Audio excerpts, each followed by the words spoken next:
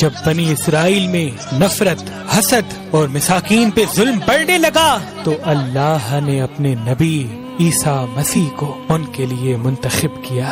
تو یوں اللہ کے نبی عیسیٰ مسیح بنی اسرائیل کے بڑے بڑے عالم اور معتبر لوگوں سے کہنے لگے کہ کیوں ظلم کرتے ہو، غریبوں کا حق کیوں کھاتے ہو؟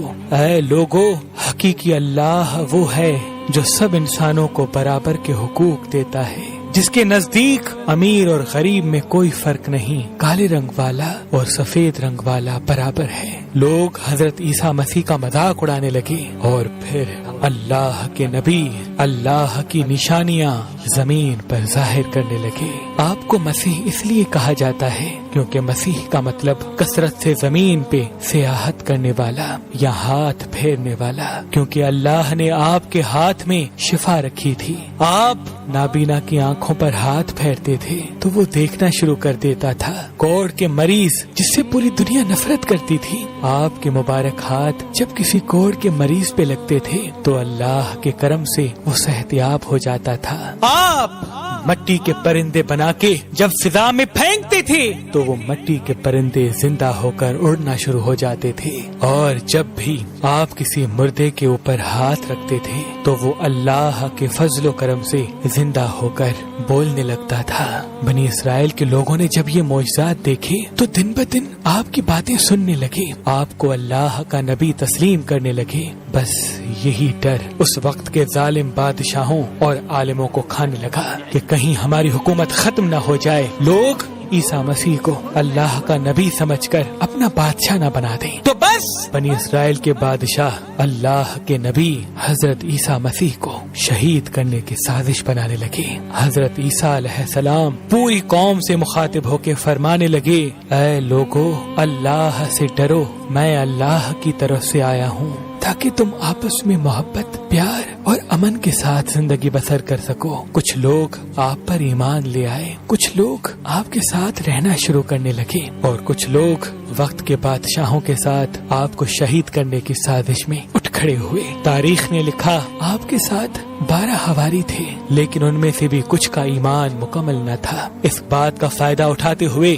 بنی اسرائیل کے عالم اور بادشاہوں نے ان ہواریوں کو خریدنا چاہا۔ ان میں سے ایک جس کا نام یہودا تھا، اس نے وقت کے بادشاہ کے سامنے اپنے آپ کو بیچ دیا اور یہ کہا کہ میں تمہیں بتاؤں گا کہ عیسیٰ مسیح کہاں ہے، اور یوں یہودا ان لوگوں کے لیے جاسوسی کرنے لگا۔ ان دنوں اللہ کے نبی حضرت عیسیٰ علیہ السلام مذہبی تہوار فس منانے کے لیے بیت المقدس آئے ہوئے تھے۔ کھانا کھانے کے بعد آپ شہر سے باہر آتے ہیں اور کرشمنی نامی ایک جگہ پر رات گزارنے کے لیے ٹھہرتے ہیں۔ اپنے شاگردوں سے الگ ہو کر اللہ سے مخاطب ہوتے ہیں، اے اللہ، میں جانتا ہوں یہاں کے بادشاہ اور علماء مجھ سے نفرت کرتے ہیں اور مجھے قتل کرنا چاہتے ہیں۔ اے میرے خالق، میری مدد فرما اور مجھے ان کے شر سے نجات دے۔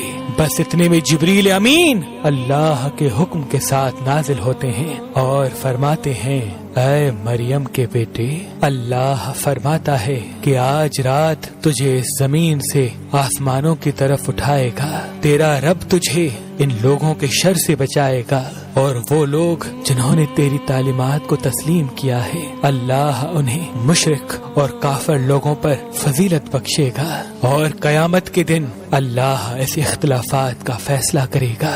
اے روح اللہ، تیری بلندی کا وقت آ پہنچا ہے۔ بس اللہ نے ایک عجیب معجزہ دکھایا، یہودا کا حلیہ حضرت عیسیٰ مسیح جیسا ہو گیا، اور عیسیٰ مسیح کو اللہ نے آسمانوں کی طرف بلند کر دیا۔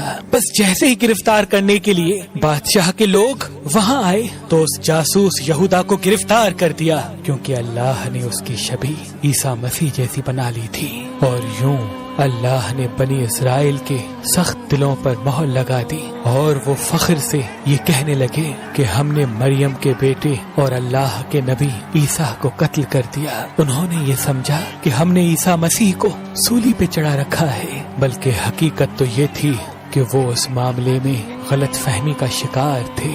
ان میں سے کچھ لوگ حیرت سے یہودا کو دیکھ رہے تھے کہ اس کا چہرہ تو عیسیٰ مسیح جیسا ہے، لیکن عیسیٰ مسیح کی کوئی بھی خوبی اس میں نظر نہیں آ رہی۔